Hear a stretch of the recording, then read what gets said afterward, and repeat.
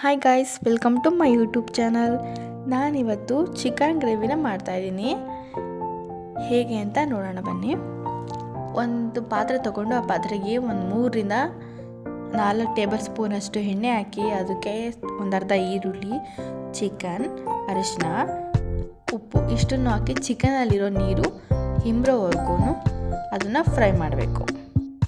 ಈಗ ಇದು ಚೆನ್ನಾಗಿ ಫ್ರೈ ಆಗೋ ಅಷ್ಟರಲ್ಲಿ ಇದಕ್ಕೆ ಒಂದು ಮಸಾಲೆನ ರೆಡಿ ಮಾಡ್ಕೋಬೇಕು. ಬನ್ನಿ ಈಗ ಮಸಾಲೆಗೆ ರೆಡಿ ಮಾಡ್ಕೊಳ್ಳೋಣ. ಒಂದು ಈರುಳ್ಳಿ, 1 ಗೆಡ್ಡೆ ಬೆಳ್ಳುಳ್ಳಿ, 2-3 ಟೊಮೆಟೊ ಹಣ್ಣು, ಹಾಗೆ 4-5 ಹಸಿಮೆಣಸಿನ್ಕಾಯಿ, ಚಕ್ಕೆ, ಲವಂಗ, 1 ಇಂಚಷ್ಟು ಶುಂಠಿ, ಸ್ವಲ್ಪ ಮೆಣಸು, ಹಾಗೆ ಲಾಸ್ಟಲ್ಲಿ ಕೊತ್ತಂಬರಿ ಸೊಪ್ಪು ಇಷ್ಟನ್ನು ಹಾಕಿ ನೀಟಾಗಿ ರುಬ್ಬಬೇಕು.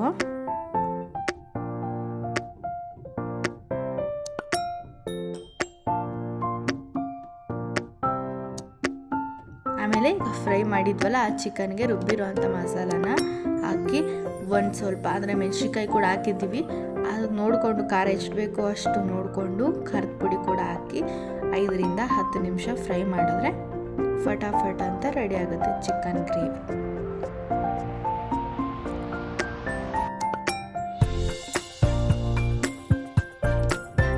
ಈ ವಿಡಿಯೋ ಯಾರಿಗೆಲ್ಲ ಇಷ್ಟ ಆಯಿತು ಲೈಕ್ ಮಾಡಿ, ಶೇರ್ ಮಾಡಿ, ಕಮೆಂಟ್ ಮಾಡಿ, ಹಾಗೆ ಸಬ್ಸ್ಕ್ರೈಬ್ ಆಗೋದನ್ನು ಮರಿಬೇಡಿ. Thank you for watching.